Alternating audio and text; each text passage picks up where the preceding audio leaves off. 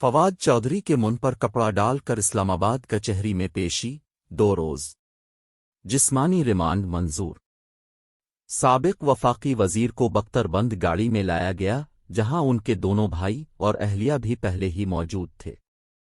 اسلام آباد 5 نومبر 2023 سابق وفاقی وزیر فواد چودھری کو اسلام آباد کچہری میں پیش کر دیا گیا جہاں عدالت نے ان کا 2 روزہ جسمانی ریمانڈ منظور کر لیا۔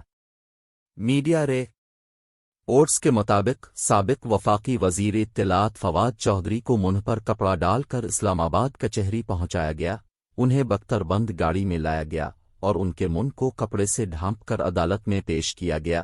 فواد چودھری کے کچہری پہنچنے سے پہلے ہی ان کے دونوں بھائی اور اہلیہ بھی وہاں موجود تھے۔ بتایا جا رہا ہے کہ پاکستان تحریک انصاف کے سابق رہنما فواد چودھری کو وفاقی دارالحکومت اسلام آباد سے گرفتار کیا گیا، جہاں سابق وفاقی وزیر کو پولیس اہلکار ان کے بھائی کی رہائش گاہ سے گرفتار کر کے اپنے ساتھ لے گئے۔ فواد چودھری کے بھائی فیصل چودھری نے سابق وفاقی وزیر کی گرفتاری کی تصدیق کی اور بتایا کہ میرے بھائی چودھری فواد کو میرے اسلام آباد والے گھر سے ناشتہ کرتے ہوئے کچھ باوردی اہلکاروں نے سادہ کپڑوں میں ملبوس افراد کے ہمراہ اغوا کر لیا ہے۔ میرے بار بار اصرار کے باوجود انہوں نے کوئی وارنٹ گرفتاری یا حکم نہیں دکھایا۔ مجھے فواد چودھری کی سلامتی سے متعلق شدید خدشات ہے۔ معلوم ہوا ہے کہ اسلام آباد کی عدالت نے سابق وفاقی وزیر فواد چودھری کی دفعہ 144 کی خلاف ورزی کے کیس میں 13 نومبر تک ضمانت قبل از گرفتاری منظور کی ہوئی تھی۔